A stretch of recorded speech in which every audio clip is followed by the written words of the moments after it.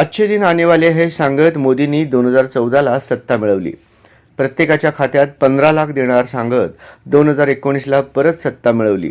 तर आता ही तर मोदींची गॅरंटी म्हणत फिर एक बार मोदी सरकार सांगत मते मागत असले तरी आता अशा भूलथापांना भुलायचे नाही.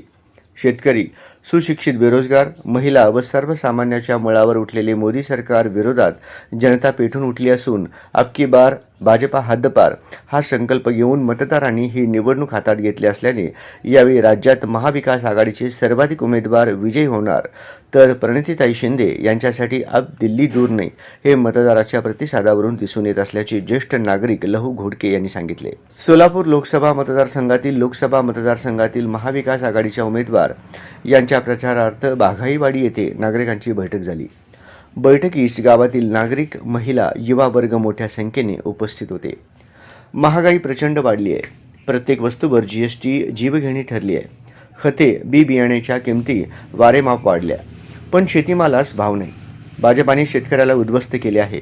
अशा सरकारला जनता वैतागली असून यावेळी मोदी शासन तडीपार करा असे आवाहन केले. यावेळी भागाईवाडी येथे सर्व नागरिक, महिला व युवा वर्गाची एकत्रित बैठक घेऊन महाविकास आघाडीच्या उमेदवार प्रणितीताई शिंदे यांना गावातून सर्वाधिक मताधिक्य देण्याचे आवाहन सरपंच परिषदेच्या महिला जिल्हाध्यक्ष सौ कविता घोडके पाटील व ज्येष्ठ नागरिक लहू घोडके यांनी केले.